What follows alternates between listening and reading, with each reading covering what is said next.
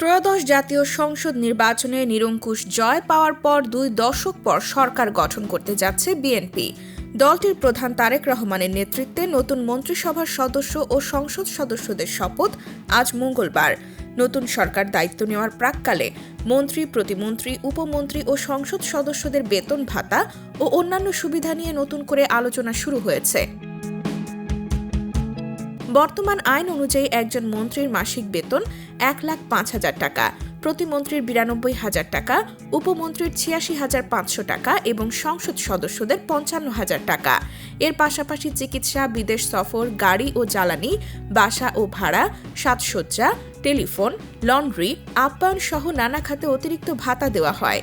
মন্ত্রী, প্রতিমন্ত্রী ও উপমন্ত্রীরা সরকারি গাড়ি এবং জ্বালানির সুবিধা পান, আর সংসদ সদস্যরা শুল্কমুক্ত গাড়ি আমদানির সুযোগ পেয়ে থাকেন। সরকারি বাসভবন, বিদ্যুৎ, গ্যাস, পানি ও টেলিফোন খরচ সরকার বহন করে।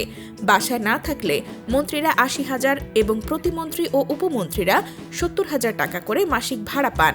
এছাড়া সম্মানী, টেলিফোন, লন্ড্রি, ক্রোকারিজ, নির্বাচনী এলাকার অফিস ও আপ্যায়ন খাতে নিয়মিত ভাতা রয়েছে। দাতব্য কাজের জন্য মন্ত্রীরা বছরে 10 লাখ টাকা, প্রতিমন্ত্রীরা 7.5 লাখ, উপমন্ত্রীরা 5 লাখ এবং সংসদ সদস্যরা 5 লাখ টাকা পান।